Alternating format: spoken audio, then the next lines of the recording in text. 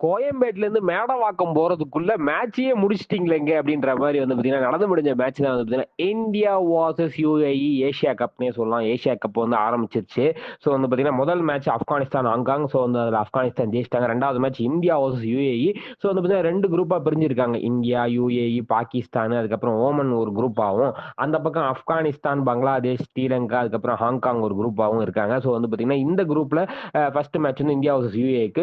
So வந்து பார்த்தீங்கன்னா பயங்கரமா இருக்குமா, எப்படி வந்து பார்த்தீங்கன்னா புது இந்தியன் டீம் வந்து களம் இறங்க போகிறார்கள் அப்படின்லாம் வந்து பார்த்தீங்கன்னா எதிர்பார்த்துட்டு இருந்தாங்க. ஸோ வந்து பார்த்தீங்கன்னா ஃபர்ஸ்ட் பேட்டிங் ஆடினது வந்து பார்த்தீங்கன்னா நம்ம வந்து யூஏஇ தான். ஸோ வந்து பார்த்தீங்கன்னா ஷரூஃபும் வந்து பார்த்தீங்கன்னா கேப்டன் வாசிமும் வந்து பார்த்தீங்கன்னா ஓப்பனிங் ரெண்டு பேருமே ஓப்பனிங் நல்லா தான் இருந்தாங்க. என்னப்பா 4 ஓவருக்கெல்லாம் நீங்க வந்து என்ன இப்படி அடிக்கிறீங்க 26 ரன் அப்படின்ற மாதிரி வந்து எல்லாரும் பார்த்துட்டு இருக்கும்போது ஷரூப் விக்கெட் போகுது. பூம்ரா வந்து பார்த்தீங்கன்னா அந்த விக்கெட் எடுக்கிற அப்படி.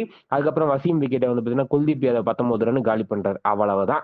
அதுல இருந்து விக்கெட் விழுந்தது பாருங்க. வருண் சக்கரவர்த்தி ஒரு விக்கெட், திருப்பி குல்தீப் யாதவ் வந்து பாத்தீங்கன்னா சோப்ராவை 3 ரன் எடுக்கிறாரு. அதுக்கப்புறம் வந்து பாத்தீங்கன்னா சிவம் தூவே எடுக்கிறாரு. அதுக்கப்புறம் வந்து பாத்தீங்கன்னா குல்தீப் யாதவ் எடுக்கிறார், திருப்பி சிவம் தூவே எடுக்கிறார், அக்ஷர் பட்டேல் எடுக்கிறாருன்ற மாதிரி வந்து பாத்தீங்கன்னா குல்தீப் யாதவ் 4 விக்கெட், சிவம் தூபே 3 விக்கெட்ன்ற மாதிரி வந்து பாத்தீங்கன்னா வெளுத்து கட்டி விட்டாங்கன்னே சொல்லலாம். மொத்தமா வந்து பாத்தீங்கன்னா 57 ரன்னுக்கு வந்து பாத்தீங்கன்னா ஆல் அவுட் ஆயிட்டாங்க யூஏஇ 13 ஓவருக்கு. என்னப்பா சொல்ற 57 ரன்? ஆமா, இதை நம்ம ஆளுங்க எத்தனை ஓவர்ல அடிச்சிருப்பாங்கன்னு நினைக்கிறீங்கன்ற மாதிரி வந்து பாத்தீங்கன்னா அதுக்கப்புறம் ஆட வந்த இந்தியன் டீம் வந்து வெறித்தனத்தின் உச்சமா தான் வந்து பாத்தீங்கன்னா பார்த்திருப்பாங்கன்னு நினைக்கிறேன். ஏன்னா வந்து செம்ம அடி 5 ஓவர்ல மேட்சை முடிச்சுட்டு வீட்டுக்கு போனுங்க அப்படின்ற மாதிரி வந்து பாத்தீங்கன்னா ஆடி இருப்பாங்க போல.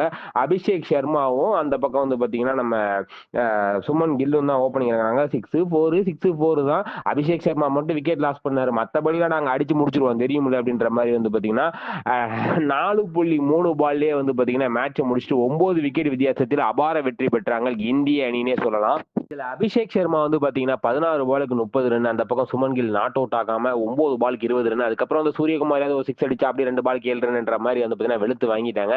யுஏஇ கிட்ட அடிக்கிறதெல்லாம் பெரிய விஷயமே கிடையாது. இனிமேட்டு தான் இருக்கு பாகிஸ்தான் கூட மேட்ச். அப்ப பாப்போம் அப்படின்ற மாதிரி வந்து பாத்தீங்கன்னா எல்லாரும் வெயிட் பண்ணிட்டு இருக்காங்க. இந்த மேட்சை பத்தி நீங்க என்ன நினைக்கிறீங்க அப்படின்றத கமெண்ட் செக்ஷன் சொல்லுங்க. இந்த வீடியோ உங்களுக்கு பிடிச்ச லைக் பண்ணி ஷேர் பண்ணுங்க, கமெண்ட் பண்ணுங்க, மறக்காம தினமலர் சப்ஸ்கிரைப் பண்ணுங்க. நன்றி, வணக்கம்.